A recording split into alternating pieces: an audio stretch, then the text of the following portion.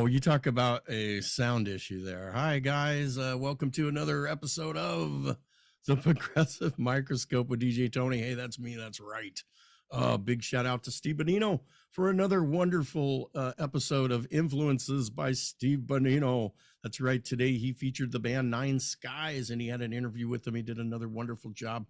Thank you so much, Steve Bonino. Great show. Sorry about the little sound faux pas there. Oh God, I'm gonna have to find a way to edit that out. Oh geez. Good morning. Happy Saturday, everybody. I hope everybody's off to a good start. You're listening to the Progressive Microscope. That's right, that's me. Today, I got a very special guest, the wonderful, the amazing, the multi-talented Rachel Flowers. Hello, Rachel. Hi, Tony. How are you? I am wonderful. Thank you. How are you today? Pretty good. That was funny Yeah. hearing that music distorted, but it reminded me of because I was listening to Nine Inch Nails, which I hadn't listened to in a while. The sound is but it's the opposite, like a song like We're In This Together, which starts out like it totally like distorted and then it's clean. I couldn't figure out where the sound was coming from. I forgot to turn my player off on the home site, and I'm looking around going, everything's off. Where's the sound coming from? And I realized it was my stupid player from this morning. I thought I turned it off. Anyway, Rachel, it is so good to have you on the show. I've been a big fan of yours. I've seen a bunch of your videos and listened to your music, and I'm just astounded by your talent. It is just absolutely a one-of-a-kind, unique talent to be able to play so many instruments. Tell us a little bit about yourself before we get started. Yeah. I was born in San Diego. Where was it? National City. National City. That's my mom, Jeannie Flowers. Hi, Jeannie. Hey, hi, Tony. Froggy throat. Yeah, National City is not my favorite city, but I'm from San Diego and Orange County, and I love San Diego. It is just gorgeous down there. But National City, not my favorite city. I've had some issues in National City. So, Rachel, hang on a second, you guys. Rachel's a bit thirsty. Water. And guys, just so you know, we are recording this for YouTube, so this will be airing on YouTube tomorrow. If you, for some of you folks who would like a replay of it, that will happen. You know, so Rachel, growing up, how did you start playing instruments? What did you first learn to play, and what got you interested in being a musician? My mom had an upright piano in the house when I was about two and a half. I don't remember the whole story, but my mom remembers that I was banging on the family piano, and my mom stopped me and she took me gently and taught me how to play Twinkle Twinkle Little Star, and then I figured out the rest from there. So you're all self-taught. It started that way, and then I started taking piano lessons when I was 4. Went to this place called the Southern California Conservatory of Music. I had a lot of amazing piano teachers. Grant Horrocks, Barbara Schneiderman. I don't know where we met her. That was David Pinto. David Pinto. Yeah. Was one of your teachers. Yeah, David Pinto was another one. Who else? Those are the main ones. Yeah, those are the main piano teachers, and they taught me about posture, how to sit up straight, curving my fingers while playing on the piano instead of having what Grant calls slippery spaghetti fingers, which is completely flat. Right. Yeah, I've seen people teach that you and it's a technique, and a lot of people teach that technique. It makes it easier to play all kinds of stuff, like technical stuff or anything. I should probably try that. I just play. I just press the keys. That's really all I do. I'm a key person. So, you know, I know how to you know, I don't have perfect pitch. In fact, I don't even have pitch. It's Mm. just, but yeah, so I like to just play, you know, I just play for whatever. But so for you, I mean, when did you discover that you could play other instruments too? Because you play so many different instruments. Oh yeah. I don't really remember. The flute. I had a flute.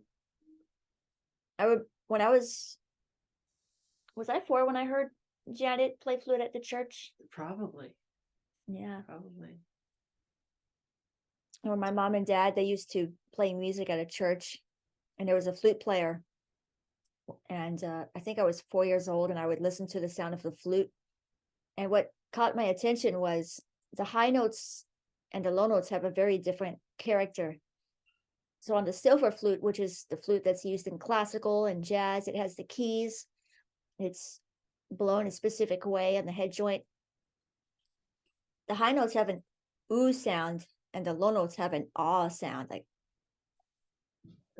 ah. So I was like, Right. wow, how did they do that on an instrument like that?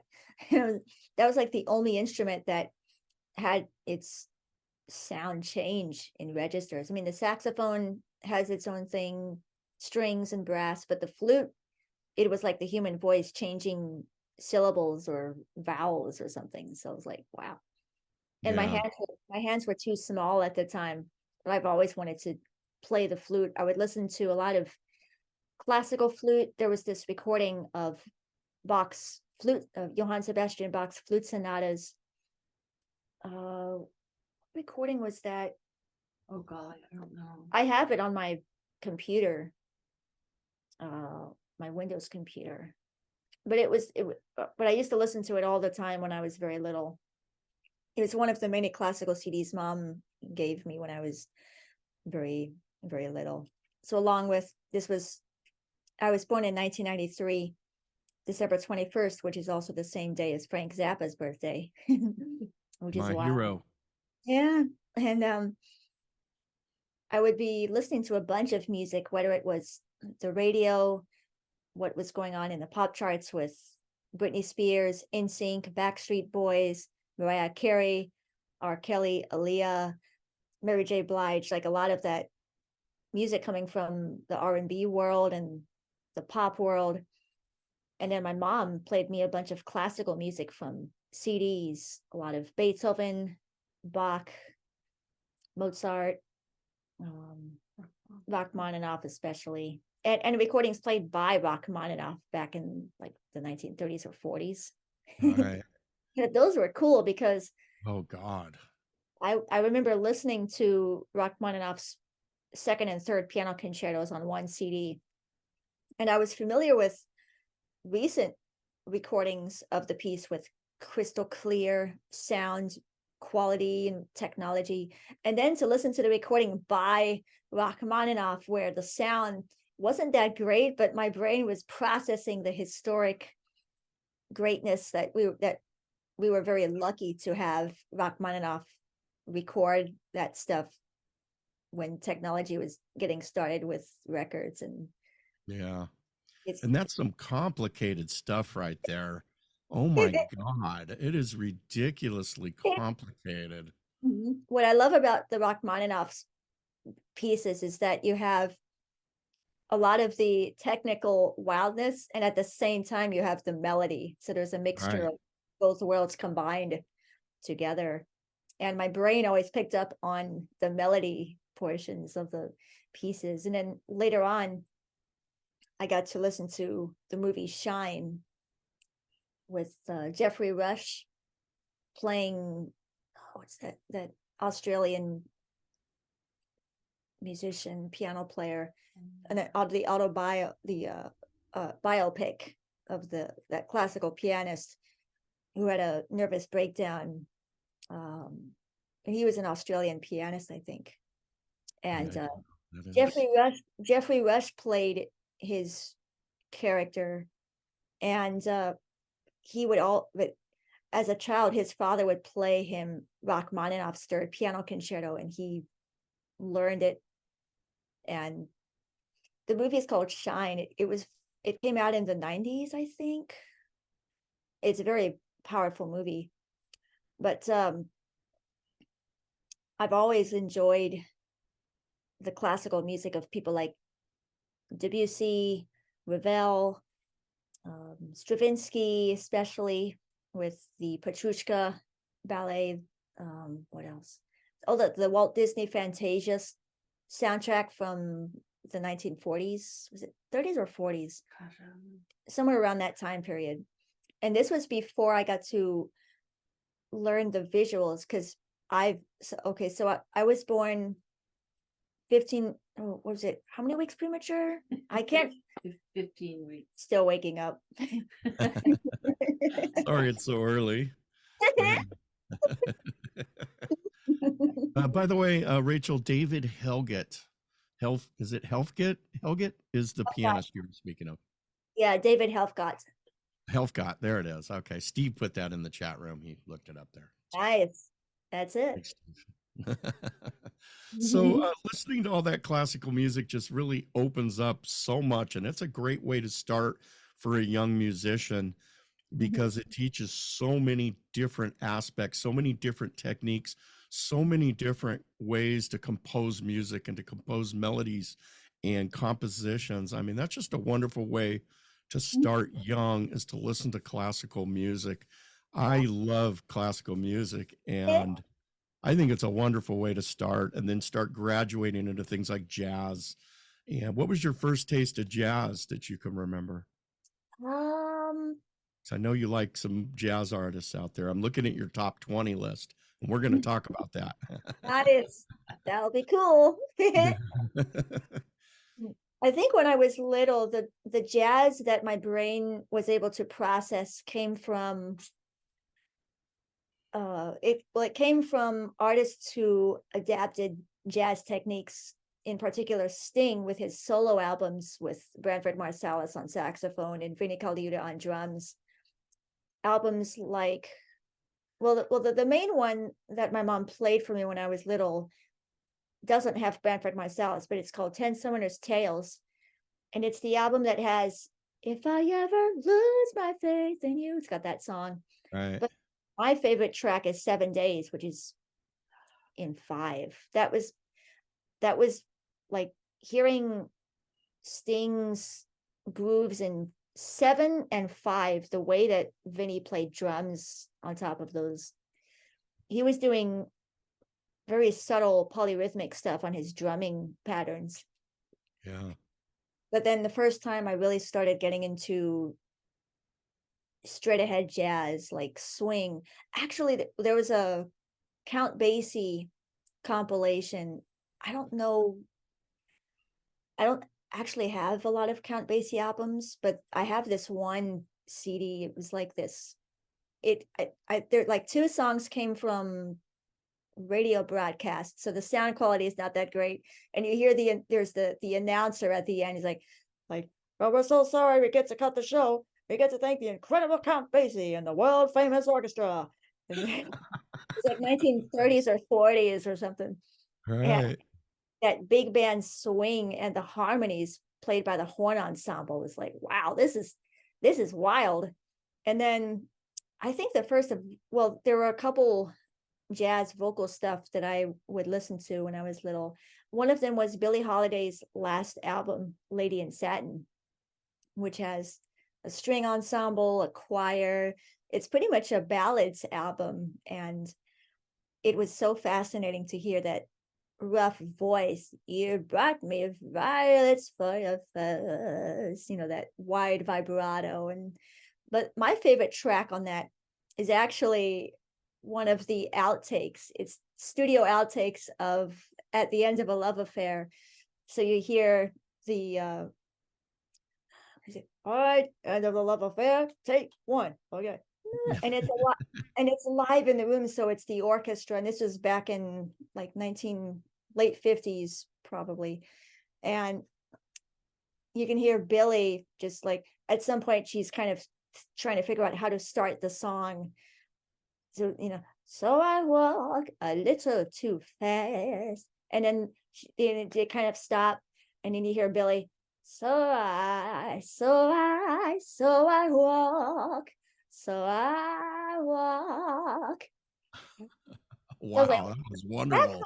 yeah, I was like, that's how people work out vocal parts. Cool. And this was around the time my mom and dad played at a band in church, and I would hear them at rehearsals, or I would listen to cassette tapes of songs that my mom would write with Ken, who was the keyboard player at this church in San Diego, and listening to the song in progress. Like there's a version that's just a piano, like a rough piano demo, and then you hear a version that's my mom singing and playing the piano, I think. And then there's another version that's like, okay, this is a demo with lyrics, and then here's another demo with maybe different lyrics. And like Right. hearing the song process was pretty cool. And so those cassette tapes from these, was it sessions or something? I have no idea. Songwriting with Ken. Yeah, songwriting with Yeah, Ken. song session. Yeah. And also the songs my mom and dad would come up with together. Songs my mom would write and dad would play electric guitar. Both my mom and dad are songwriters and guitar players. My mom plays acoustic guitar, my dad electric. And he he's the one that introduced me to a lot of guitar virtuosos. So Joe Satriani, Eric Johnson, Steve Vai, the first G3 live concert from 1996. That was my introduction to Steve Vai, and Wow. it was really, really cool hearing the killer bands. I mean, the drumming from that band was really cool. And then I think I discovered a lot of straight ahead jazz on the radio. But at the time, when I was in San Diego, Yeah, it was all late night jazz in San Diego when I was a kid. It was stuff like Yellow Jackets and this really mellow stuff. You didn't hear a lot of this avant-garde or some of the new fusion, Mhm. jazz. But I grew up in the 70s, so for me, that was that was all we could find on San Diego radio. The jazz stuff that I heard on San Diego it was pretty much smooth jazz. Right. Smooth late night That's jazz. like it was an actual radio station, like 24/7, and they played a lot of the more pop influenced stuff. So Right. they would Yeah. play Ramsey Lewis's remake of Sun Goddess, which is a tune by Earth, Wind and Fire and Oh yeah. Ramsey, and they would play Grover Washington Jr., Bill Withers, Mm-hmm. a lot of instrumentalists. Najee, his flute rendition of Stevie Wonder's "As" was really the start of me listening to the flute in jazz, because for a while I heard the saxophone. It's very common to hear the saxophone in jazz. So Yeah. the first time I actually heard a flute as a solo instrument in the smooth jazz world, I was I don't remember if my mom drove me from a music lesson at the conservatory on a Saturday. I was 8 years old at the time, and we put on the radio on the smooth jazz station, and this melody starts playing on the flute. At first, I'm thinking it's a soprano saxophone, and I'm like, is that a saxophone? And then I'm listening closer, and I'm like, wait a second, that's a flute. But I wasn't really that verbal back then, but I was thinking, wait a minute, a flute could be just as powerful as the saxophone. Right. And because I was so used to the flute in classical music, listening to stuff like Prokofiev and Gershwin. That's right, Grant Horrocks played me a lot of music from Prokofiev, Peter and the Wolf. Uh, oh, later on, he would burn me discs. This was, before we now have machines where you could download music and listen to it on your devices. Grant would burn discs for me of all kinds of stuff, whether if it was Miroslav Vitus, the bass player, or electronic music from Aphex Twin, and or King Crimson with Lark's Tongues and Aspic. At that same day, he would give me a CD of Chick Corea. Right. So you had a lot of diversity growing up in the Hmm. music you listen to, which is really great. I mean, here's the thing, man, going back to the instruments, okay, where Hmm. you were saying about the flute and you thought it was a sax. Yeah. I've been fooled too in the past. I had a guest on named Merrick Arnold. He's a keyboard player, composer, saxophone player. Mhm. So this whole time I thought these sounds he was making was clarinet. Uh-huh. And I asked him about it on the show, and he held it up on the video and showed me it was an alto sax. I was like, Wow. wow, are you Yeah. kidding? He goes, yeah, I always use this. And I'm like, wow, I always thought that was a clarinet, not a clarinet, alto sax. And I was like, wow. So, They have a similar range. They have different tones, but they have a very similar range. I actually tried out a clarinet once at Henson's Music Store in Oxnard, but that was later on. I was like, wow, it's pretty. hey, let's take a break and listen to some of your music here for some of our listeners. I've got Bigger on the Inside lined up. Any track you want to play off there. I've also got 3 tracks from your upcoming album. I got In the Moment, Let's Have Some Fun, and Hathaway. What would you like to play for us? Which track? Oh, wow. I'm thinking Let's Have Some Fun, one of the new songs for my upcoming piano album, In the Moment. Wonderful. You want to tell us a little bit about what we're going to hear? Yep. So In the Moment is an album of piano improvisations that I recorded at Noise Nest. Is it Noise Nest Studios? Yeah. Yeah, in Hollywood. Yeah. Yeah, Hollywood. That started last year, I think. Yeah. Mhm. And they have this really nice Yamaha C3 piano, grand piano. They also have a Wurlitzer, which I got to play on. I got to do 3 sessions there. And a lot of times during each of the sessions, I would sit down at the piano and sort of take the Keith Jarrett route of improvising on the spot, just making up something. A lot of times I would go to my archive of dream notes that I recorded on my phone, and I would be like, okay, I think this piano is going to work for the idea that originated from a dream where somebody sat me down at a piano and played this song. So I'm going to finish it here on the spot on this piano. Nice. Yeah. Awesome. All right. Well, let's listen to this, folks. This is called Let's Have Some Fun. Let's have some fun. This is from Rachel Flowers' upcoming album. You guys know what to do. Crank it up, enjoy, and we'll be back in about 3.5 minutes with Rachel Flowers. That's right. Right.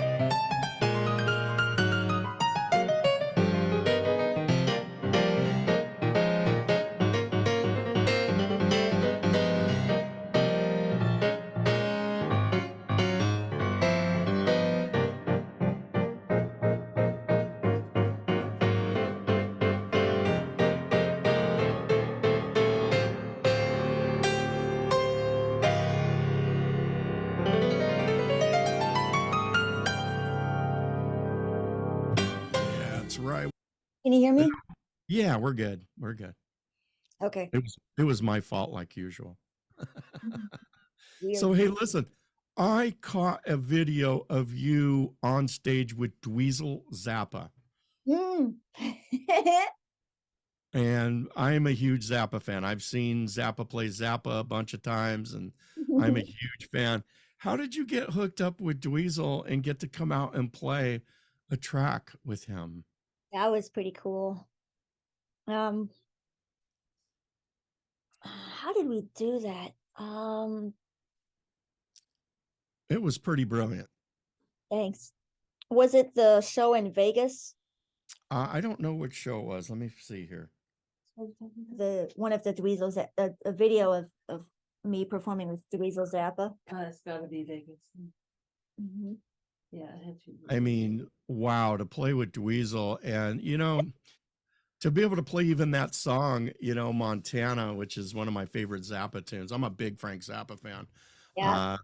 And I tell you what, that was super cool to be able to play Montana. It's like, wow. Yeah. I got Trade guitar solos on that. right. Yeah. God. One of my favorite tracks though. But you know what? That is really cool. And I'm glad you had a chance to do that. Let's talk about your top 20s here because I'm looking at this list and there are some big surprises for me on here. And I'll start for me, the biggest surprise on here, D'Angelo, the album Voodoo. Mm-hmm. I love that album. When that first came out, I thought, oh my God, it's Marvin Gaye resurrected. That was my first thought when I heard that. I was like, Yep. That stuff is pretty cool. yeah. So what attracted you to that album particularly? And we'll talk about some of these other ones too. Yeah, cool. So it was right around the time, what year? When did I get into this stuff? This had to be 2001 when that album came out, 2000 or 2001. Mm-hmm. I'm trying to remember if it was after I graduated high school in 2012. It had to be somewhere around the time in 2016, I remember. I wanted to research all kinds of music in the soul R&B world. Mhm. And I don't even know how I researched it, but I was looking up a lot of the neo soul movement from the 90s with names like Lauryn Hill, Maxwell, Tony, D'Angelo. And when I would go on YouTube and check out a lot of their music, and I would be like, wow, this is pretty cool. And D'Angelo, I think I was, what was it? That's right, because I had been studying a lot of Marvin Gaye at the time. I wanted to really study a lot of that music because I was a huge Stevie Wonder fan with his 1970s classic albums. My dad played me songs in the key of life.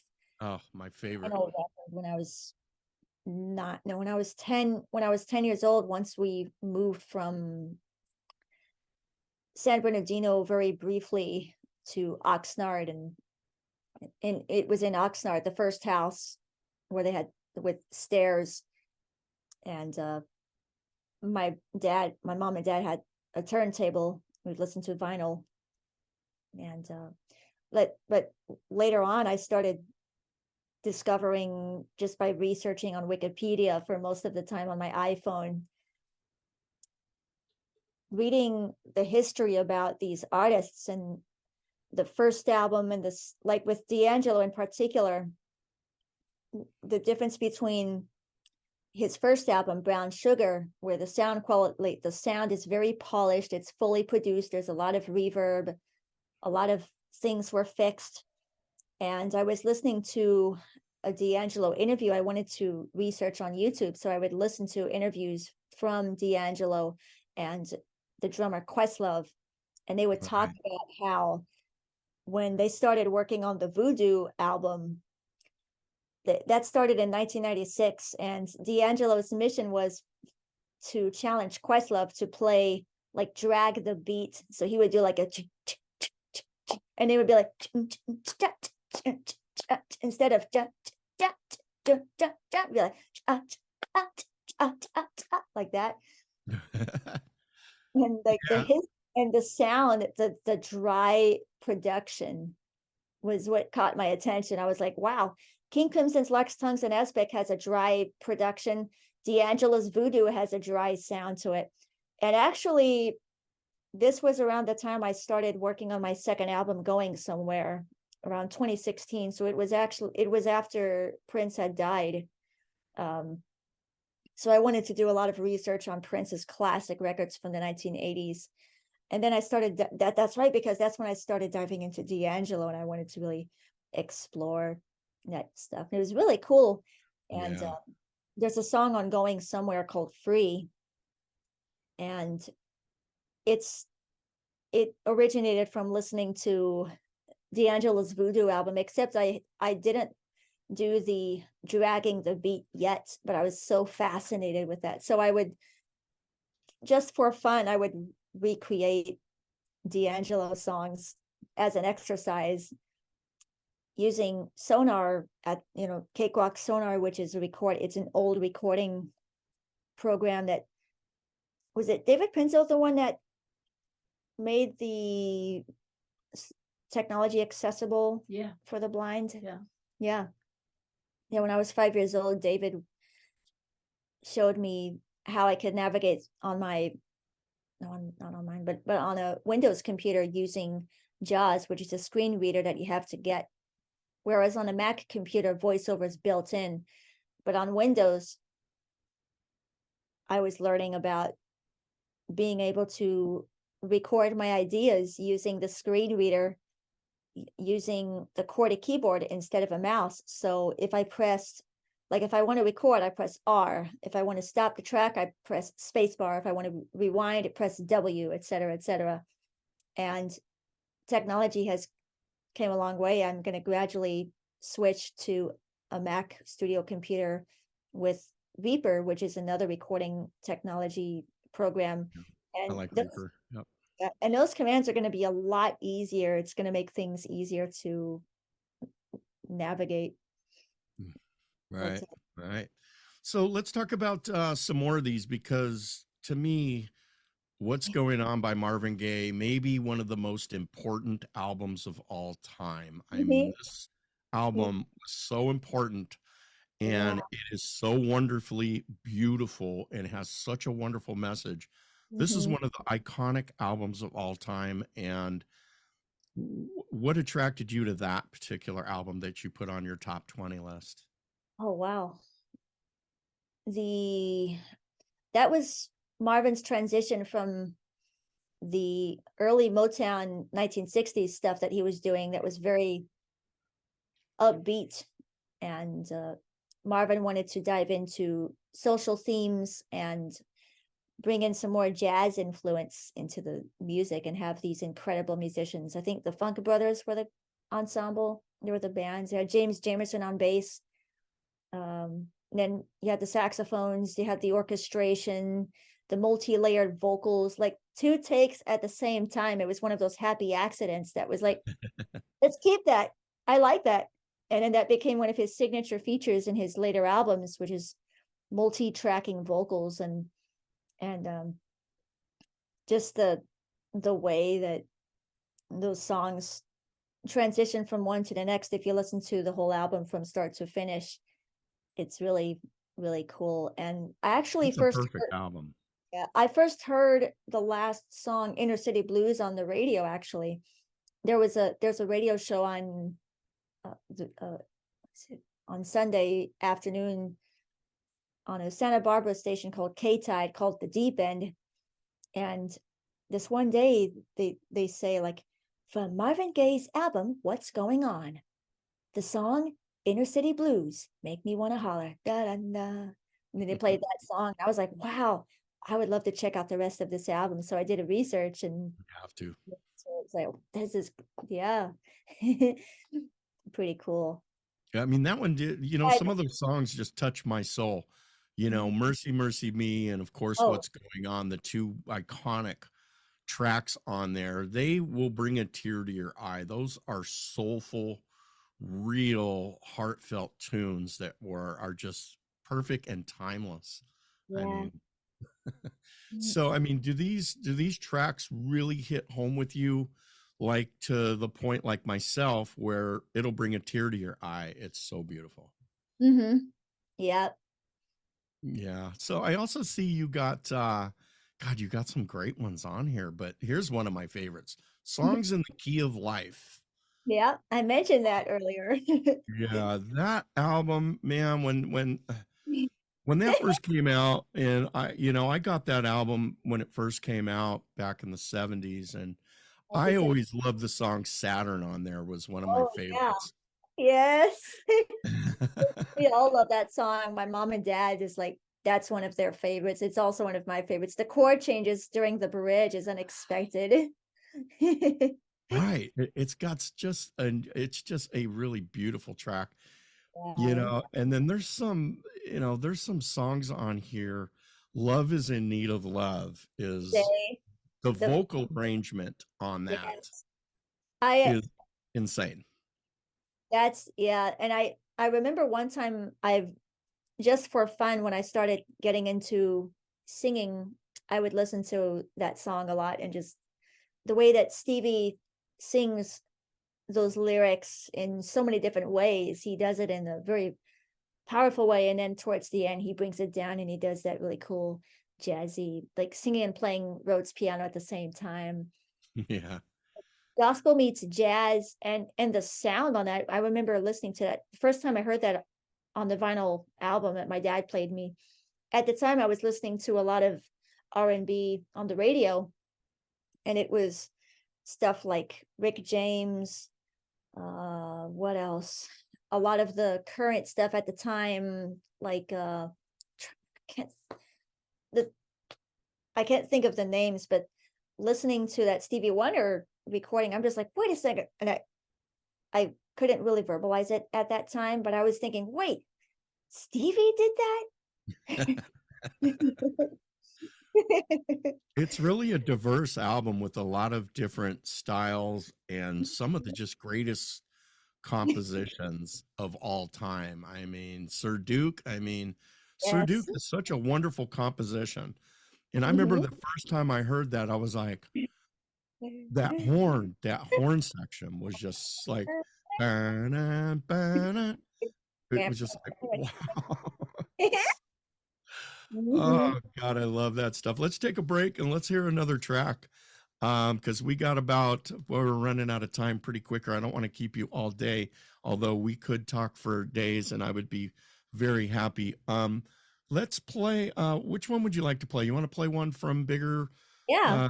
uh, let's play, which one do you want to play? Oh, I don't know. Let's do Too Much. Oh yeah.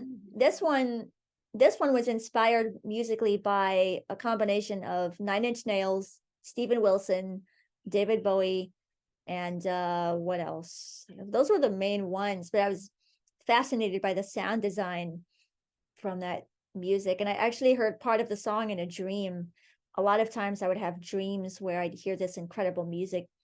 And if it was a really cool dream, I would immediately get my phone out after I wake up and recite the entire dream on a voice memo. Have to. Yep.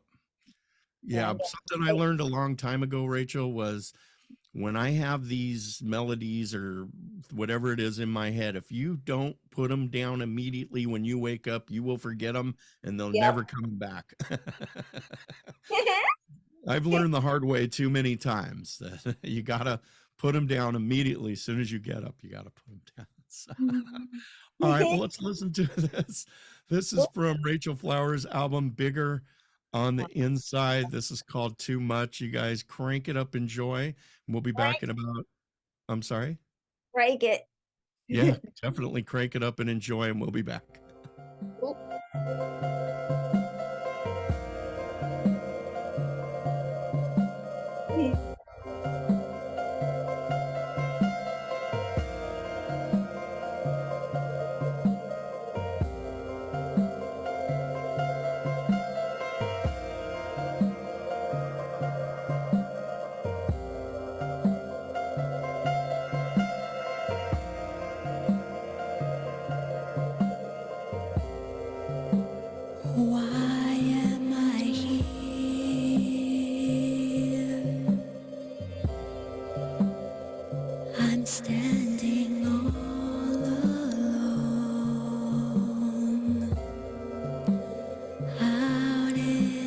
street.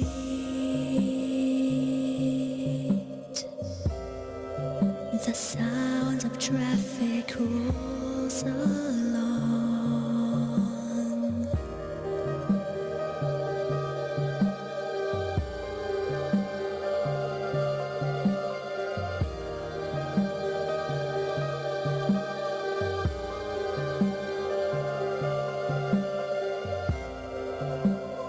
I'll never face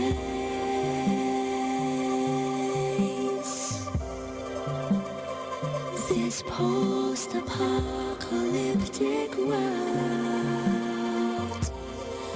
with fear all around. Can someone help me out of here from this place of gloom? This place of gloom. It's too much for me to take. It's too much for me to take.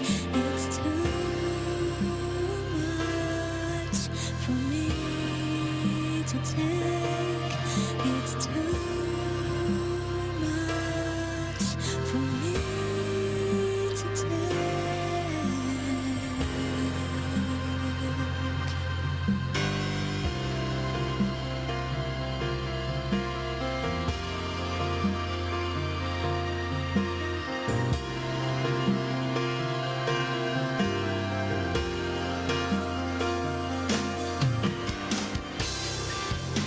driving in my car,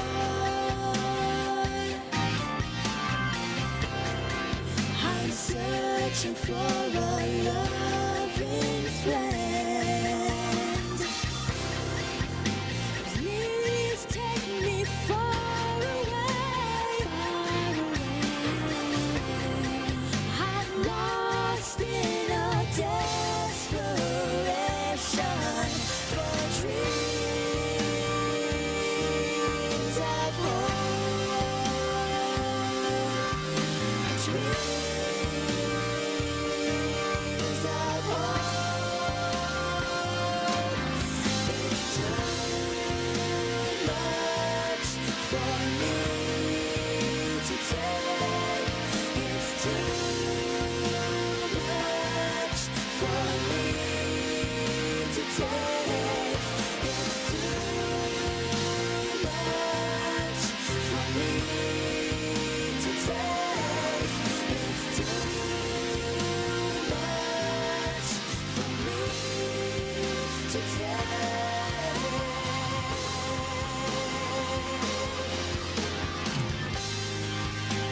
Then I hear your voice high in the distance.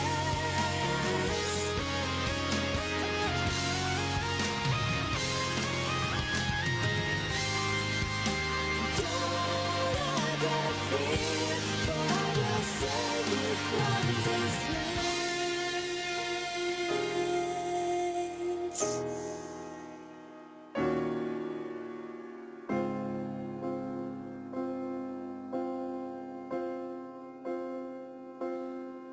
It's too much for me to take.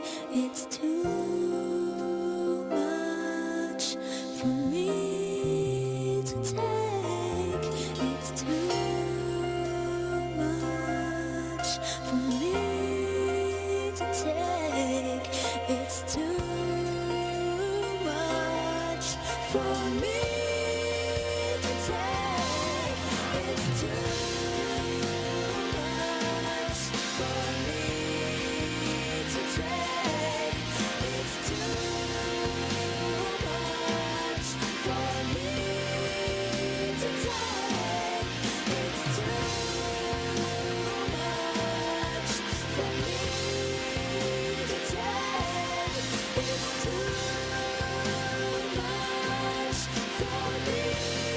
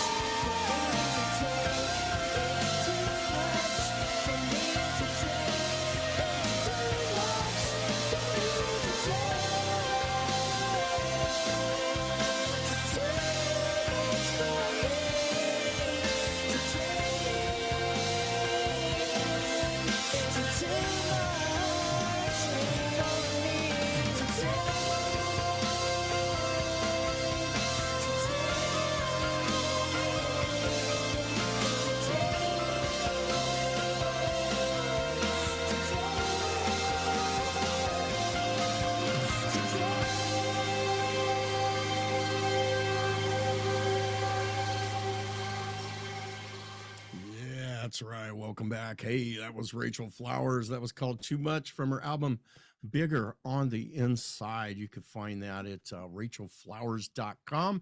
You can also find her music on all your major media sources. That's right. Hi, Rachel. What a great track. Thank you. That was a lot of fun. to, Wow. Just a beautiful track. The vocals are just amazing. Hey. Incredible. Mhm. So let's talk about we're kind of limited on time here. Are you how are you doing on time, Rachel? Good. You're doing okay. Okay. I don't want to keep you too much longer. I know you guys got, busy weekend and stuff. But nope, go ahead. I was just checking to see what time it is on my phone. It's almost 11, so Yeah. I asked for an hour. It's already almost been an hour already. But a couple things here. Right. What real quick here, I just want to ask some kind of fun questions here, real quick, and we'll try to keep them fairly short. Let's do your desert island discs. If Aha. you were to pick 5 albums that you stranded on a desert island, that was all you got was five discs, what would they be? 5. Okay. My Life by Mary J. Blige. That's like 90s hip hop soul, raw vocals, a lot of emotion. Let's see. What would be number 4? Number 4. Gosh. I don't know. I should have gave you this one earlier so that you had time to think about it. You could have responded through the show periodically with another one. There's this live Elton John recording that came out recently. It was from a concert he did in Moscow in 1979. It's just Elton himself at the piano and voice, and then later on he has Ray Cooper on percussion. And it's just a duo for the last half of the concert. But that's where I learned about rhythmic piano playing, because I've been so used to jazz piano, which is very free and not a lot of pulse driven playing. I was into people like Herbie Hancock, McCoy Tyner, Chick Corea, Ahmad Jamal. Okay, so yeah, number 4. So number 4 was Elton John, and what was it called? Live from Moscow, 1979. For number 3, so I need to diversify. Number 3 would be Complete Live at the Spotlight Club, 1958 by Ahmad Jamal. It was his it was his trio. It was recorded after his famous At the Pershing, But Not For Me album. But what I love about that recording, it actually comes from 2 albums and they compiled it together later on. But it's this powerful trio and they were all about groove and pocket and Jamal's piano playing. I was thinking about, he's like one of the many people we've lost this year. And, but he was such a crucial influence as a piano, for many piano players. He influenced Miles Davis when it came to the concept of space. And don't be afraid. If you don't feel like playing, don't play. Just, if you have a rhythm ensemble that's going to lock in the groove, and like I like to think of it similar to, there's a Jimmy Fallon, who is it? That's My Jam. There's this, that TV show. It's like a Game show. it's a game show, and what Oh. it's like a guessing game kind of a thing.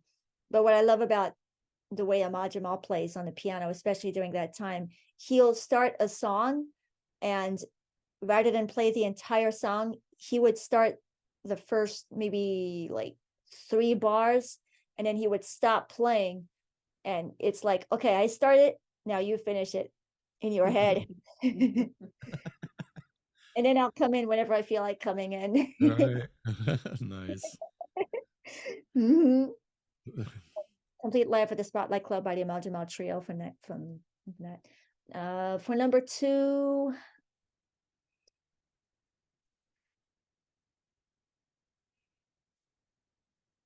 First thing that comes to your head. Arkady Volodos performing Rachmaninoff's Piano Concerto number 3. Wow. Yeah. That's probably my favorite recording of that piece, because he plays the extended sections that Rachmaninoff himself cut on his rendition, his recording, which is pretty wild. But just the sonics of it, that live recording by Arkady Volodos is amazing. Yeah, I consider Rachmaninoff the pinnacle of piano. I mean, if you can play Rachmaninoff, you could probably play just about anything. All right, number one, Rachel. It's also it's also on my top 20 list. I Love Supreme by John Coltrane. Oh yeah. God, what a classic. That's still my favorite. That's like, it has groove, it has free improvisation, it goes different places harmonically. And this was the classic quartet with McCoy Tyner on piano, Jimmy Garrison on bass, and Elvin Jones on drums. And there's also a lot of other renditions of that piece. There's a live recording that Coltrane did with his quartet from I think it was a radio broadcast in France or something. Yeah, and that's a wild one.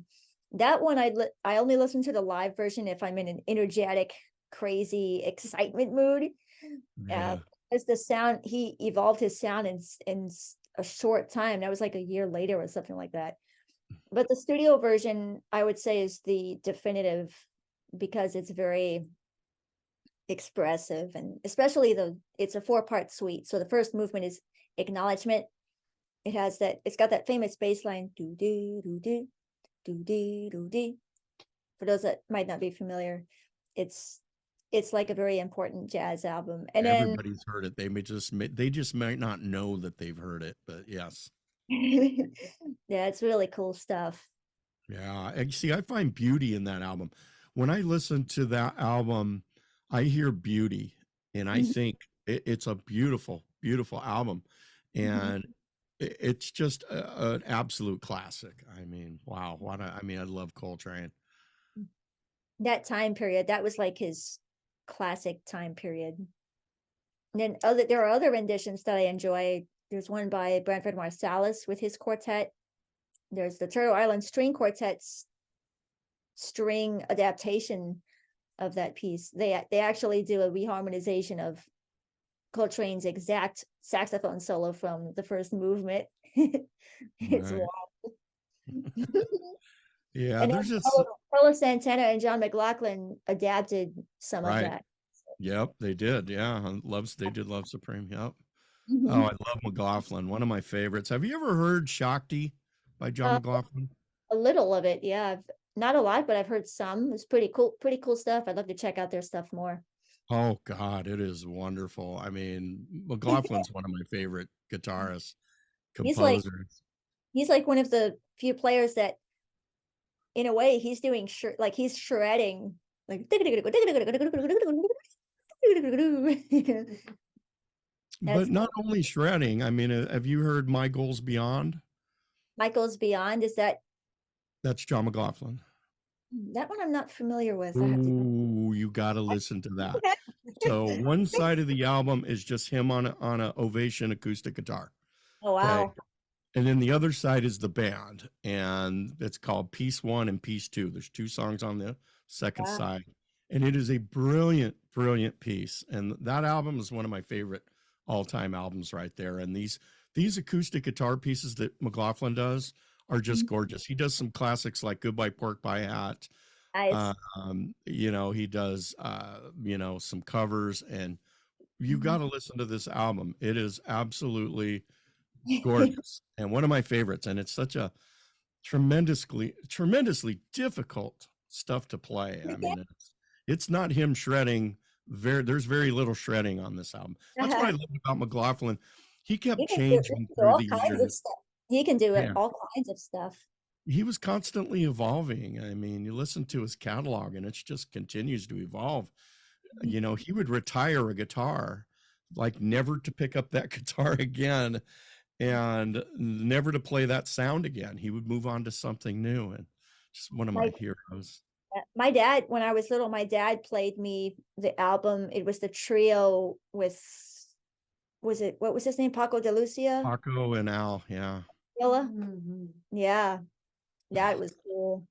Yeah, I got to see that tour, and wow, I tell you what, amazing. So I grew up in San Diego. All my friends listened to jazz, so I listened to all that fusion stuff, Demiola, Jean-Luc Ponty, and you know, Yeah. that was what I What kind are of we? grew up on in my teen years. That was what we listened to. You know, we listened to a lot of that stuff.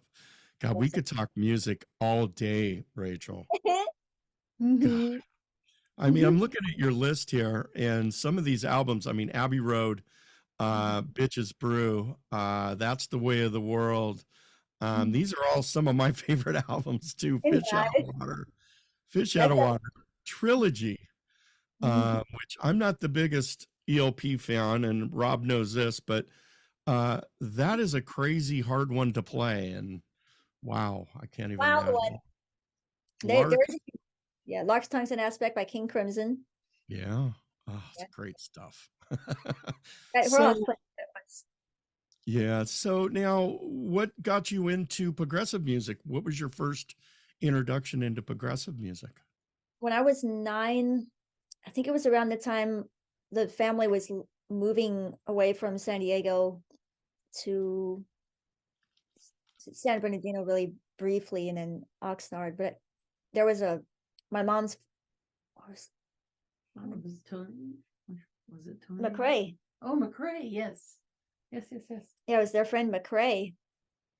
He's a piano player and songwriter, and we went to his house one time and he played a CD. Was it a CD? I don't know, but he played Emerson, Lake and Palmer.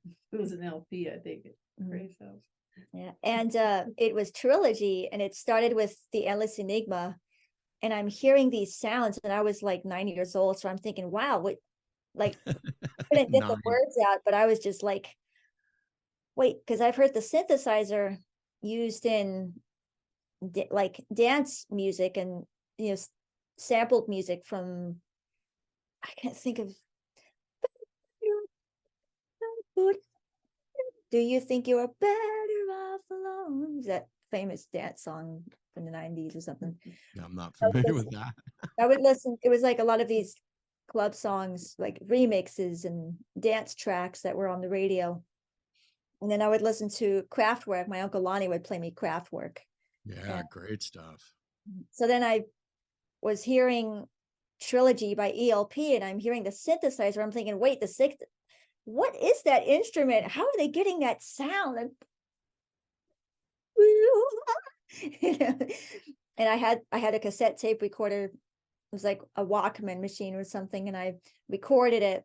I was like, wow, this is wild. And then I accidentally erased the tape. I was like, oh no. I was disappointed. So Yeah.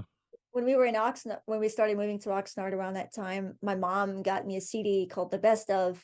It was like really the only one that was available at the time or something We could find. from the CDs. And I'm going through the tracks on the boom box that I would listen to music and actually record stuff. And I get to the end of each song, and I hear, this is the song that I erased from the cassette tape. I was like, okay, cool. So I was so happy that was one of the songs. And so I started teaching myself how to play Trilogy.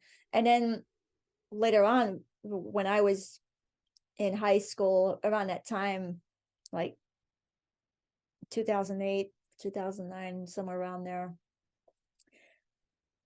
my mom was able to go on, was it eMusic or some of those websites where you could get MP3 files and download it. And they had the ELP catalog. You had, the first, Tarkus, Brain Salad Surgery. We back when they had a CD store called Borders, the first ELP full album that we bought was Brain Salad Surgery, because it had Carnival 9. It had the whole suite. So Right. And then later on, I was like, yeah, I want to get Tarkus next. I want to get the whole Moving through the catalog. yeah. And Right. and then around that time, that was when I had my mom video myself playing all this material, and we were able to get Keith Emerson hearing it, and that was pretty cool. And then with the Frank Zappa thing, when I started recording audio instruments on Sonar, I was like, what would, because I would record using not the best digital, was it digital? I don't even know. The software sounds that were below the standard of where I wanted to go. And I'm like, I really want to do Frank Zappa. I want to do Inca Roads. And Oh my so God. Yeah. once my Tough friend one. Brian, once my friend Brian Hutchison from Seattle hooked me up with audio and we got microphones, and I started teaching myself the guitar, how to play the guitar. And I played the drum parts on the keyboard live, and just started really singing with the mic more. And the first thing that I did was Inca Roads, and we were able to get Dweezil's attention, and he heard it, and he's like, yeah, we're gonna do a show in Vegas. And because I had covered a bunch of Zappa tunes at around that time, so I'm like, what would be some fun Zappa tunes? Okay, Inca Roads. What would be Montana? That would be a fun one. Okay, I'll do that. And then later on, I got to jam with Dweezil on Montana at that was pretty cool. Yeah, that's amazing. So I'm a big Zappa fan. I've got a shrine in my studio. I have a Zappa shrine. I got to interview Ike Willis, and I've got to interview Bobby Martin on my show. So I'm a huge, huge Zappa fan. What would you say the most difficult piece for you of Zappa's music would be to play? Well, there's a bunch of difficult songs that I haven't covered yet. Mm, See, I find stuff like Tamersh Deween, uh, Black Page. Black, That is just aesthetically, it doesn't sound that difficult until you start digging into it and looking at the sheet music and stuff. And it's such an odd, beautiful tune. So yeah, especially the last few bars. It's like those 11ths. Like I had, it was like, okay, how can I count those 11ths? Those I was like, I was like, okay, 1, 2, 3, 4, 5, 1, 2, 3, 4, 5, 6. I'll do it like that. Subdividing it, like, yeah. but there are, I actually love, I love studying his guitar solos. Oh, there's so many of them, and they're so different. Air guitar. There's this one track that I had my mom put up on SoundCloud that I covered. Do, do, do, do. It's like this reggae beat with this like this operatic vocal sample, and then Frank is a he does all those like entire register. And that's another thing that was really cool about studying Frank's guitar playing, was he didn't just play pentatonic-y bluesy stuff. He would throw those in, but then he would surprise you, like, I am going to hit the blues, and then I'm going to surprise you. I'm going to play in the extreme lower range. I'm going to play all the way from the top to the bottom of the fretboard. Right. So when I would improvise in Zappa tunes, I would always channel Frank and study from all the different renditions throughout the time periods, like the difference between Inca Roads from early 70s to the late 70s with Ike Willis and Vinnie Colaiuta, very different from George Duke and Napoleon Murphy Brock and Chester Thompson. Yeah. Pretty fun. Did you know that Frank would write out every single part before the guys got to the studio? He would have all of their sheet music laid out for them, and every note, and he wouldn't let them break away from one note. Nope, nope, nope. You play it like this, exactly how it reads. And now thinking about all the albums he did and all the songs he's written and all the recordings he's done, to be able to write these out ahead of time, things, writing music for trombone, writing music for sax, xylophone, piano, Mm-hmm. Voice, whatever. unbelievable that he could do that. And I tell you what, when I talked to Bobby Martin, he gave me some of the best insight on Frank. Wow. And I was just blown away by some of the stuff that Bobby was telling me. He was like, yeah, he wouldn't let us do anything. You came in and you're getting paid to do a job and you did your job and then you went home. Now on tour was different. He would give them a little wiggle room in certain areas. Because if you listen to all these different recordings out of his 100+ CD albums he's got out, you can hear differences in these same songs through the years where he would Yes. allow them to improvise, especially in that 80s band with like Chad Wackerman and Ike and Ray White, and Yeah. he would let them improvise certain places and he would just leave it to them. But in the studio it was different. He was like, nope. Yeah. And then he would also alter the lyrics to like update them, and he would Right. throw in melodies like from different tunes, like one of the wildest ones is probably one of the more darker songs, "The Torture Never Stops," from what's Right. that live album where I forgot, it was one of the 80s live albums, and midway through the song he's quoting like "Happy Days Are Here Again" and then the Bonanza theme, and then he does like Right.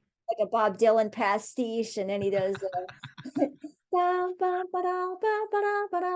something like that. Yeah, right. He did a bunch of that, like on Broadway the Hard Way. Some of Yeah. those live recordings, like some songs are just straight up improv all the way through it. And using some of these classic, themes and stuff. And oh my God, I could talk Zappa all day, but I know you're running out of time. I don't want to keep you forever. Let me just ask you a couple more questions, if I may, if you don't mind. Who are some of the current artists you're listening to, and who are some of the people currently who amazes Rachel Flowers?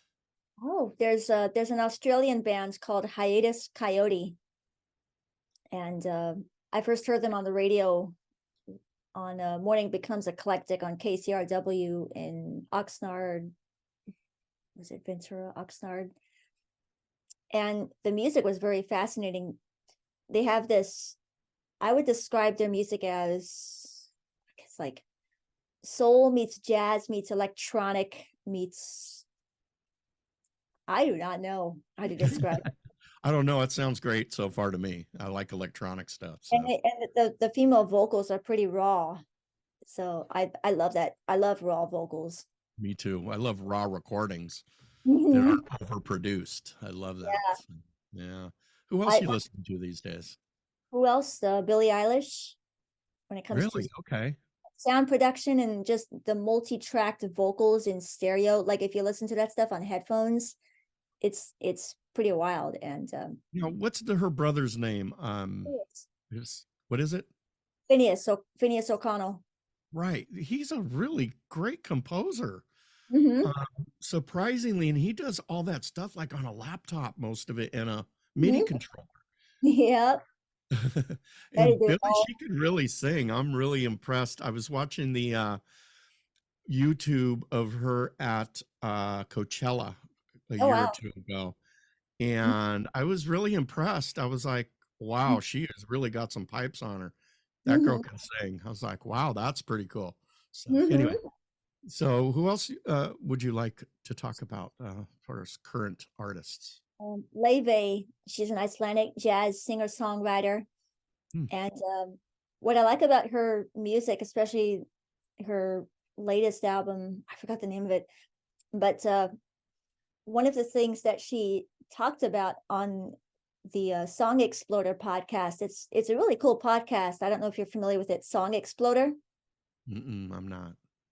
It's where an artist takes a song and they break it down, they tell the story, they actually play the isolated tracks of the song, so you get to hear maybe a few bars of the vocal and then the Oh, piano, that's cool. guitar, and they talk about what inspired them to write it. And then after they do that, they play the entire song, so you hear it in a whole new way and you That focus is on. cool. Yeah, neat. So one thing that Leve talked about is, and this is actually wild because I've just started diving into more and more jazz singers from Ella Fitzgerald, Sarah Vaughan, Dinah Washington, Frank Sinatra, Tony Bennett. They sang a lot of songs from musicals from the 1920s, 30s, 40s, people like Gershwin, Cole Porter, and those songs, like they interpreted those songs so brilliantly. And what I would love to do, and I've just started working on jazz vocal albums. And one thing Leve talked about is, as much as I love the repertoire from Gershwin and Cole Porter, those lyrics were from a different time, and the themes don't really have a meaning for me. So what I would, and she actually said that Taylor Swift had a huge impact on her when it came to lyrics, or like a young woman in the modern world. And Leve wanted to write songs taking the musical vocal stylings of Ella and all the great jazz singers with a modern twist on lyrics and women. And it's pretty cool. I like it. It's fun as a composer. It's Yeah. Yeah. yeah. So one more quick question, then I'll let you go. Do you find a lot of artists reaching out to you, wanting you to collaborate with them? I've been collaborating with people. I don't know about what But artists. well, you worked with Mark Truax, Mark Oh, Cello. Truey, my buddy Truey. He's a Yeah. good friend of mine. We go way back from his days with Wow. Unitopia. Yeah, I love That's Mark. cool. Yeah, I worked with him on was it the UPF's new album? Nice. Yeah. Yeah, I wrote one song and he added lyrics to it. It was pretty cool. It was remote, and we got to perform the song "Who We Really Are." We performed it on stage at Progstock this year, and Right. that was pretty cool. And You do something with Annie. yeah, and I'm hoping to do something with Annie Haslam. I got to meet Her. her. Wow, what's going on? My brain is just not. It's early, Rachel. It's early. It's early. Whoever it is, him, her, Uh, what, when, how. Annie Haslam, yeah, from Renaissance. Yeah. We Yeah. had a really nice time just knowing each other and chatting about things, and we just had a really nice time just hanging out and talking. And Yeah. we do artwork for one of my future albums. That would be really neat. I would love to collaborate and work on a song together. Yeah. I was supposed to perform with her last year after Progstock, and then I got COVID in the middle of staying in New Jersey for, I don't know. So it was like my body was telling me in advance, I don't think your vocals are going to be ready. I don't think you. Right. I was like, So oh, if you could pick one artist to work with in the future, who would it be? Esperanza Spalding. Oh, She's one of my favorite artists. She started out doing traditional straight ahead jazz, and then she, like, each album, it's a whole different sonic sound. So she does like acoustic jazz, and then she makes a symphonic chamber string album. She does a fusion album. She does a full-on rocking album with guitars and with insane jazz harmonies. And then she does a concept album, and And I just love the creativity and the way she delivers her vocals and words and bass playing and stuff like that. Right. All right. Well, cool. So, Rachel, before I let you go, thank you so much for being here today. I really appreciate it. Where can people buy your music? Where can people follow you? What kind of social media or what kind of websites? Your Facebook page, My Facebook page, RachelFlowersMusic.com, RachelFlowersMusic.com, Bandcamp. Bandcamp, She's everywhere. everywhere. Everywhere. All your major media sources, you could find Rachel Flowers, folks. So, anyway, Rachel, can we do this again sometime? Maybe when we I have would- more time with you? Yeah, I Because was just thinking about that because I wanted to actually keep going. I'm okay to keep going if you are. I just thought you Yeah. were a bit on a time crunch today. No. All right. Well, then why don't you give me another maybe half hour? Yeah. Can we do that? Why don't we play another song? Maybe we'll play one of the longer ones so we could take a quick break here, get some water, stretch our legs out. Let's play one from Bigger on the Inside. Let's I was play. thinking The Darkness. Yes, that's exactly what I grabbed. So tell us about this, and then when we come back, we'll talk about some more fun stuff, some of the music that you love, and some of the music that has influenced you over the years. So tell us about The Darkness. So this is one of many songs that started in a dream, like always for me. I was listening at the time, I was going through a Steven Wilson phase. This was like 2016, around that time, listening to his Hand Cannot Erase album and Oh, wonderful album. the Raven album as well. The Oh. Raven that we used to sing. That's my favorite one. That's got some really cool jazzy sound design with the saxophones. The title track from that is one of the most beautiful songs ever written, period. Yeah. And I Gorgeous. was also- yeah. And I had this dream where I'm hearing this like during like right when the full band kicks in the song. And I was initially hearing a male vocal, like a Steven Wilson type vocal in my head, but I couldn't figure out like a singing range or style, or like I was hearing a male vocalist in my head. What? Who's calling me? That's mine. Go ahead and answer it. I got all day. We're fine. No worries. Hello. All right. What's that, Matthew? Oh, 11:27. The beauty of live radio, folks. That's right. The beauty of live radio. Right here on the Progressive Microscope. That's right. Hi, Kevin. Hello, Michael Jabarn. How are you? Nice to see you, brother. Thank you, all you good folks in the chat room. I do appreciate you being here today. It was very nice. So why don't we go to this track, Rachel, and then you can grab that phone. And okay, we're going to just kind of hold here for a second. You want to start the track. Okay, I'll go ahead and start it. The orchestral sounds are coming from it's a mixture of two orchestral sample libraries, which are sadly not accessible for the blind. So I would have a sighted person put the sounds for me, and we create templates and we do it remotely. Wow. Yeah. So it's a mixture of the East-West Hollywood strings, Hollywood brass, I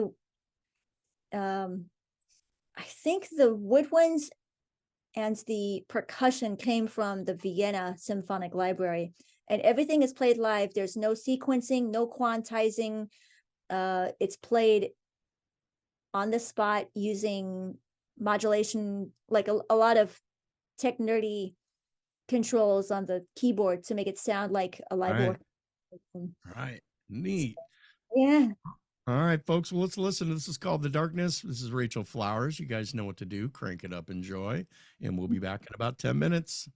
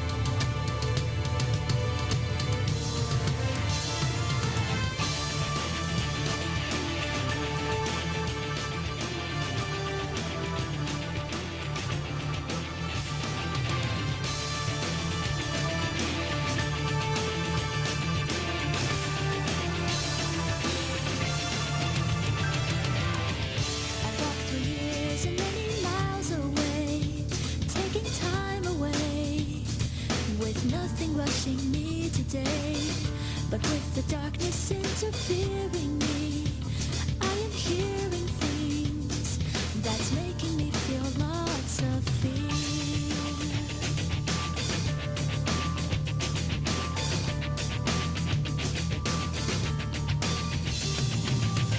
I'm running faster as I leave this place, always on a race, with only one real goal in mind.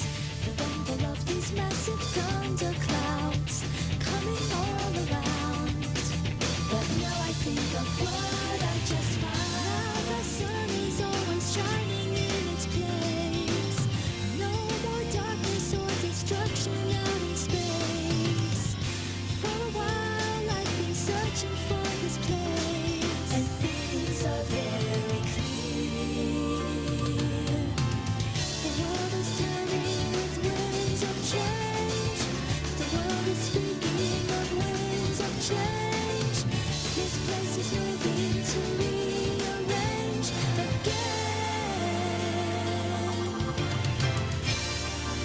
the darkness always comes back again.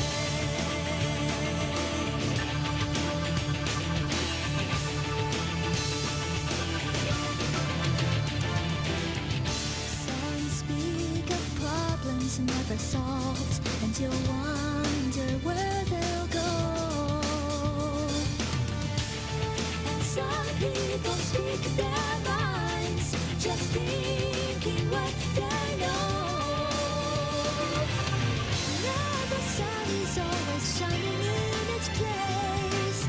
No more darkness or destruction out in space. For a while I've been searching for this place, and things are very clear. The world is turning with winds of change. The world is speaking of winds of change. This place is moving to rearrange again. Rearrange again. But the darkness always comes back again.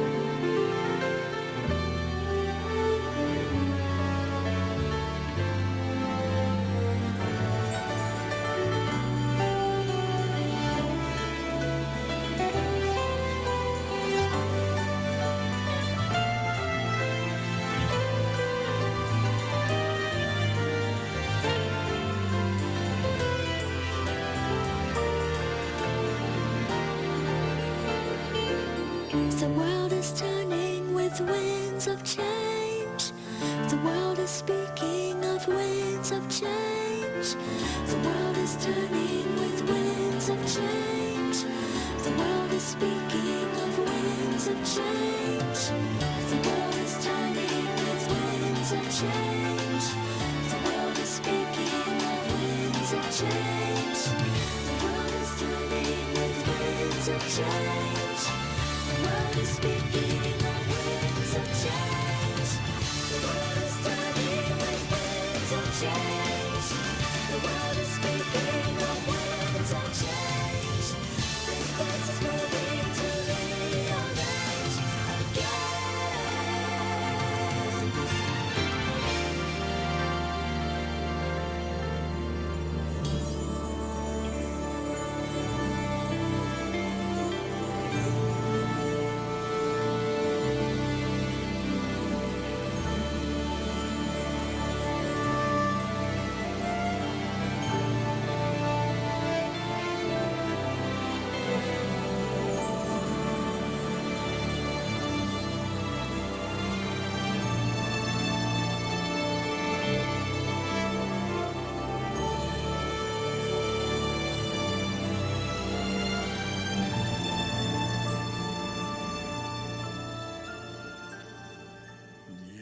That's right. Welcome back. Hey, that was Rachel Flowers. That was called The Darkness. That is from her album Bigger on the Inside, which you can find at rachelflowers.bandcamp.com and pick yourself up a copy. This is a wonderful, wonderful album and just an absolute genius. Rachel Flowers. Wow, what a track, Rachel. God, man, I tell you what, I'm just constantly amazed with the music that you make. It's just You have just an incredible talent. I mean, so let me ask you a question. What do you think of the new way people are starting to make music electronically with software like software synths and Mm. DAWs and things like that? What do you think of that whole genre that is, very popular these days? Like it depends on what genre is and how it's done. I think my favorite version of the modern sound would be the Billie Eilish Phineas stuff. The way they use sounds, like the technology, like technology has allowed people to now create music that probably wouldn't be possible if, I don't know how to describe it.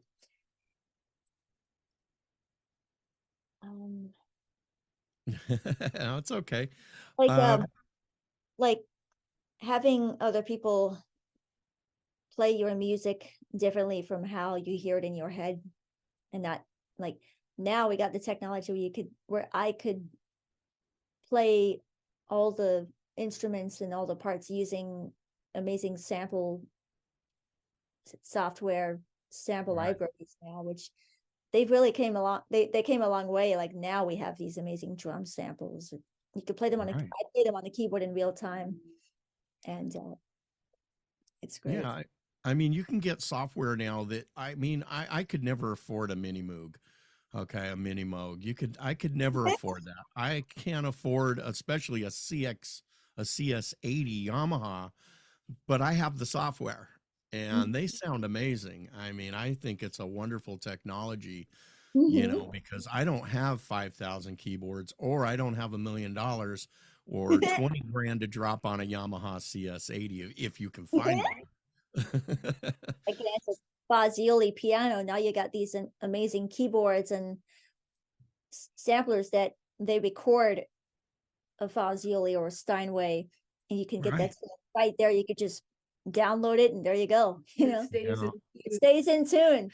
Yeah, Which- I saw this new Fender Rhodes software that just came out, and I was watching one of the people I follow on YouTube Uh-huh. do a review over it, and I tell you what, you can't tell the difference.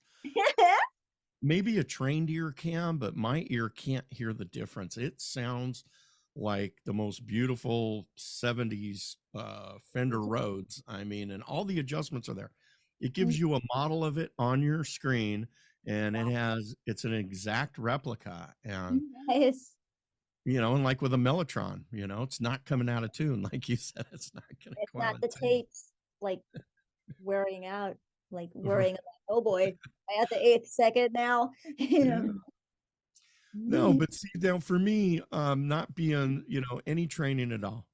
I have no training at all in what I do. And I find that this new technology has benefited somebody like me who wants to make music, Mhm. who may not have the, I don't know, I hate to use the word talent, but I'm going to go ahead and use that word, who may not have the talent of a real trained musician, but I can make music, and it's really, I love the technology and the way things are going. And I know what Rob's going to say, Robert Schindler, he's going to say, you kids and your computers. It's these days and their computers. That's what Rob tells me. He says, you kids and your computers. And I have keyboards and I have some go-tos. I like, if I want a real sampled sound like a acoustic guitar, I have a Roland FA06 that has beautiful sound samples in it. It has a wonderful library of traditional sounds and organ and, trumpets and all that kind of stuff. So when I want something like that, I go to that. But Rob just says, yep, in the chat room. Oh, so now do you find yourself, yeah, I mean, I know you do a lot of improv and I know you do a lot of stuff live in the studio. Do you find it advantageous to go back there and listen to something and clean it up and then go back and maybe re-record it, or are you just first time go for it? It depends. Like the In the Moment album that's going to be hopefully out soon. A lot of that stuff was just sit at the piano, just play an idea, and I'm happy with it. There you go. When it comes to recording vocals, I find like I sometimes like I've been composing a lot of jazz meets hip hop ideas, and what I wanted to do is challenge myself, like Dinah Washington style, Ella Fitzgerald style jazz vocals with a hip hop rhythm similar to like D'Angelo or The Roots or Tribe Called Quest or No, I love Tribe Called Quest. yeah, Q-Tip. Q-Tip, Five Dog. All right. Oh my God, they were great. You know, used they to- used Ron Carter on one Yep, of their albums. He yep, he actually played. played. Yeah, he played bass on the Low End Theory, the Right. abstract verses from the abstract. Right. God, you really know your stuff. It is sampled the Heat Wave song. Oh, but you know, so where I was going with this though is that, you know, being able to go back and, you know, fix something that we never could have done that in the 70s. Mhm. You're burning studio time in the 70s and the 60s and even somewhat in the 80s I and don't know if 90s. stuff was accessible back then for the blind. It was probably have a sighted engineer, sighted. Right. Okay, let me do an overdub. Okay, I got it. Okay. Yeah. Whereas now, I could just, you know, put in more tracks on my computer on my project and be like, okay, there's the overdub. There it is. This press another track. There you go. But lead vocals are the challenge sometimes because I would listen back and I'd be like, "No, the vibrato wasn't fast enough or wasn't wide enough." And okay, I like to record vocals in sections. So I would start with the verse, like verse one, and then I would listen to it and go, okay, I'm happy with that. Or sometimes I would be like, well, let me try it like this and record another take of that same verse and then compile the best out of each. And then I would do the chorus and do that for a while. And then it would be like some ad libs. And then the final chorus, when I'm like in my head, if I'm hearing like, let me channel Dinah Washington for this part of the song and listen to it and go, I didn't enunciate that clear. Let me try it again. I got it. Yeah, and see, back in the old days, you're burning money, you're burning studio time back in the old days, and the engineers are in there going like, you're on the clock, you got 10 minutes left, and then I got Van Halen coming in, so so it's really nice though with today's technology to be able to go back and do that, and to be able to do it from the comfort of your own home is the best Yeah. part. Yep. It's pretty cool. Yeah, and but there's nothing beats though like a traditional piano. Nothing beats having a real saxophone in your hand. Yeah, You know, saxophone. That brass instruments are not that easy when it comes to like classical style brass. That's fine. I could, as you heard on The Darkness, those were from the East West Hollywood Brass Library, and those are really great for classical cinematic John Williams-esque mhm, style arranging. But if I want to write something in the spirit of, say, Tower of Power or Chicago or Earth, Wind and Fire, samples don't quite get to that place. So I don't know how to write charts. That's one thing that I would love to hopefully do. Like once I switch over from Windows to the Mac using Reaper for recording and then probably MuseScore for charts and because I'm currently working on a jazz vocal album and 3 songs, they need live horns. They're like the samples just don't cut it. right. Yeah. So Yeah. Because some of them, it's really hard to recreate horns because horns have so much expression yes. to them where it's much easier to create, I think, a piano sound than it is a horn sound. Horns is difficult. Yeah. Piano and drums are very easy now. Like there's incredible libraries for drum sounds now that I'm gonna use in the future with Reaper, like Mhm. Sun drums. What was the other one? Addictive Drums. That's another good library. That's got some amazing samples. Yeah. But yeah, it's So, brass is yeah, brass. That's like, because it also depends on the players and the sound, like the quality of the sound, and the difference between the saxophone. I recently started playing the alto saxophone. I haven't played it since last year.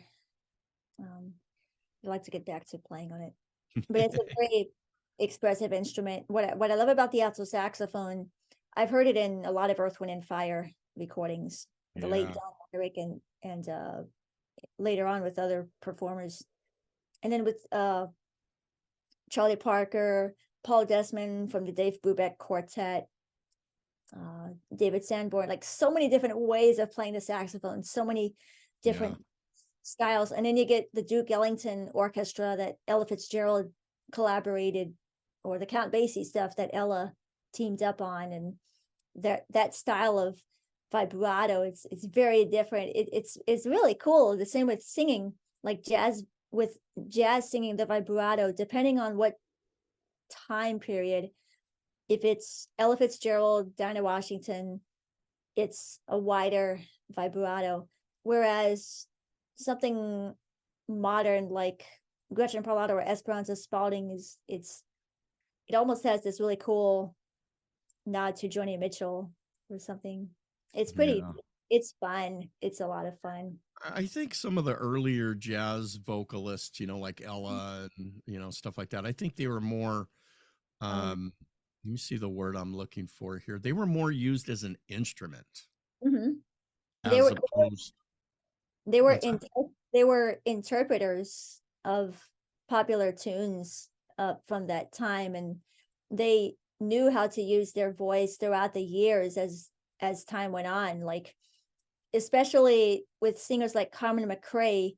If you listen to her early recordings from the 1950s, it's very light. It's almost like very close to Ella, but you could also hear a bit of a strong voice. And then as the years go on, and you get to the 60s, 70s, 80s, her final, the final decades, and they have a deeper voice. And Ella had the most drastic change in vibrato. If you listen to the 1950s, like I was on, my brain is not totally speaking, right? Versus the 1970s, that's where the vibrato is drastically slower, like the way you wear your hat, versus the 50s, wear your hat.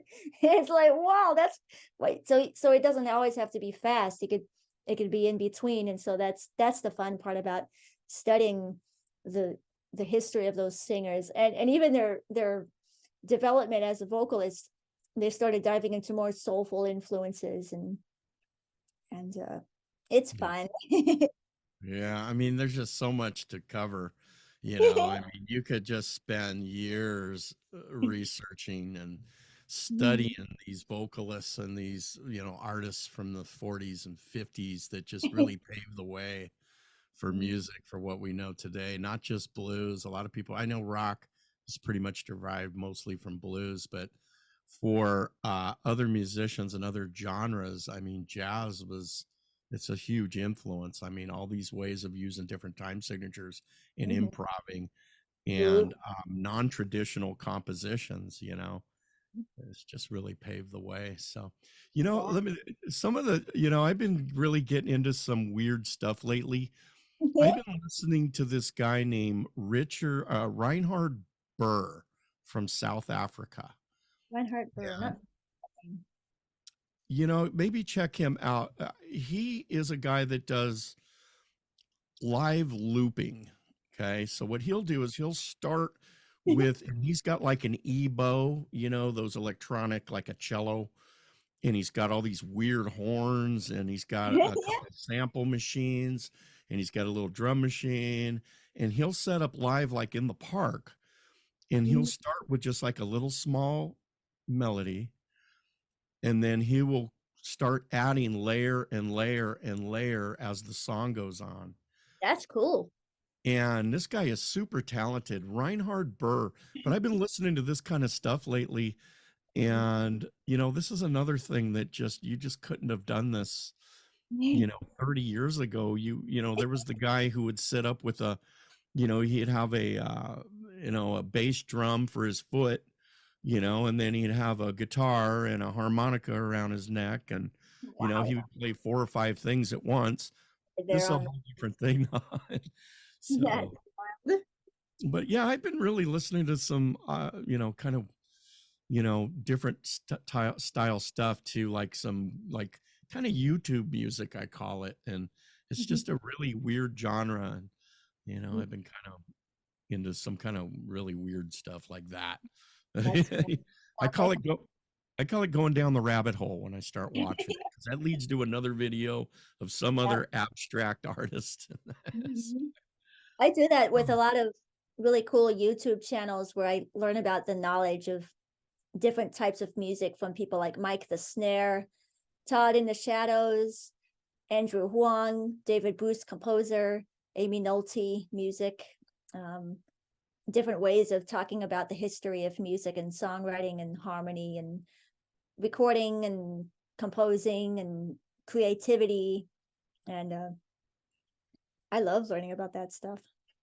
Yeah, I mean, it's fascinating. It really is. I mean, YouTube, I watch you. I barely even watch regular TV anymore. I pretty much just have it on YouTube all day.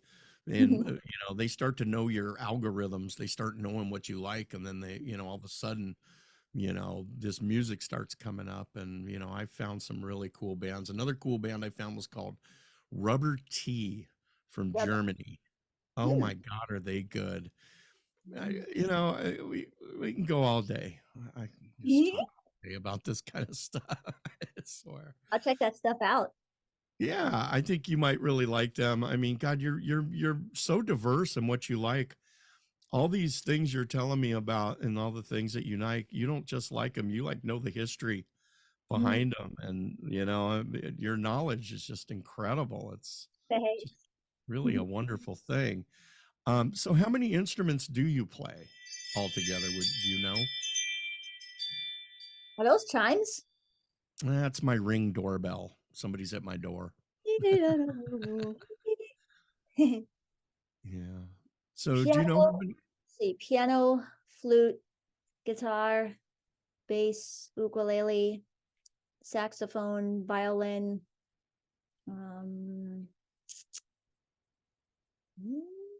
So like the main ones are the piano, flute, guitar, bass. Yeah. Which one do you find the most difficult to play?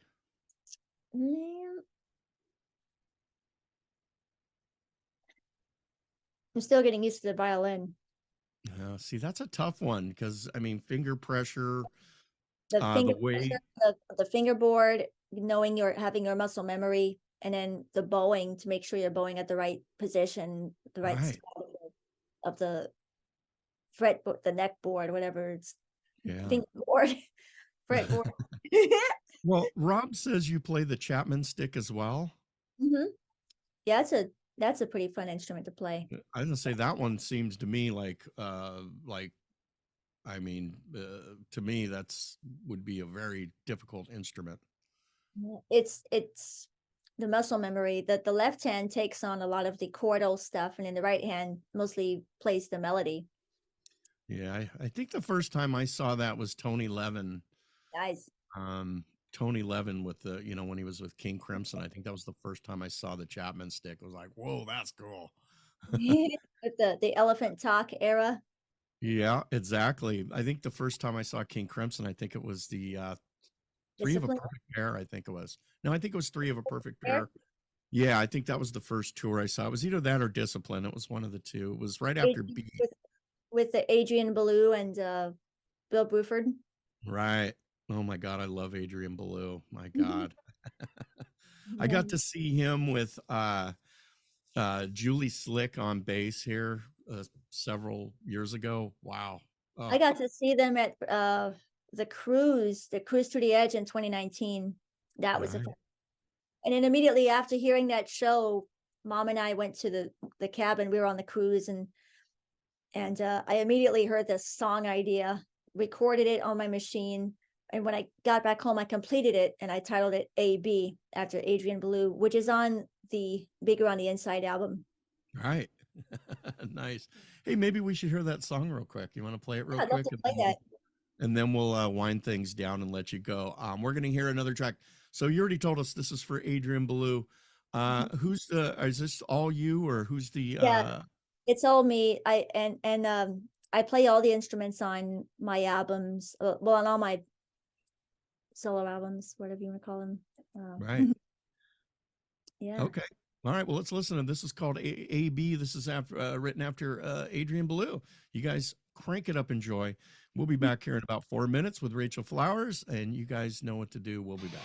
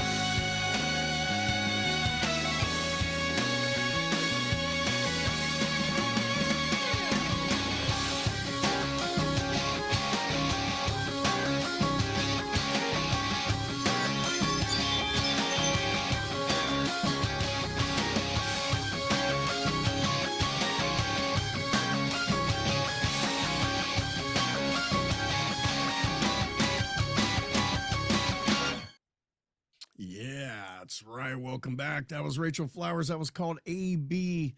And Rachel, I would call that, if I was to have to describe to somebody about that track, I would say that's Frank Zappa meets Adrian Belew.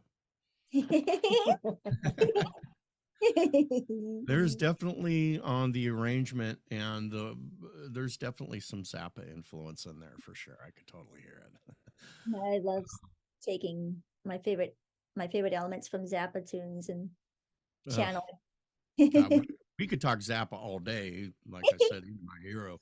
Real quick here, you guys, at 4 o'clock Eastern today, we got a Saturday spotlight open mic with the band Zero Sync, and they'll be doing a 1-hour show here, right here on House of Prog. So keep it locked in to House of Prog all day for all your best progressive music on the planet. That's right. So, Rachel, my God, we can talk all day. We need to reschedule and have you on again. I think That would be fun. I really loved having you on the show. When your next album comes out, why don't we schedule something and I'll be happy to we could play the whole thing if you want. That would be pretty cool. Yeah. God, but I think you're such a talent and such a wonderful, sweet lady. My God, it was so nice having you on the show today. I just can't thank you enough for welcome. being on the show today. That was pretty fun and exciting. Yeah, because I get a feeling that there's a lot more influences of yours we need to talk about. I think there's probably a lot more that we should touch on. I think we went down the rabbit hole a little bit, got sidetracked on certain things. That's fun. Yeah. So anything you want to say to our listeners before we go? RachelFlowersMusic.com and Bandcamp and a lot of other places you could find my music and albums. And what's that?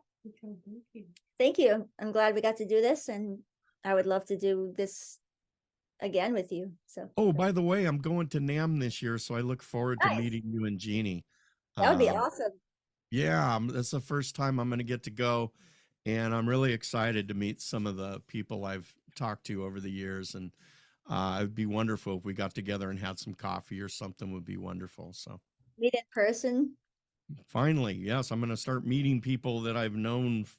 Well, you're new to me, but other people too. So, but yeah, wild. It was, that's where I met Dweezil Zappa. Was at the NAMM show. Oh my God, so one happy. of my heroes. He knew about he heard my covers.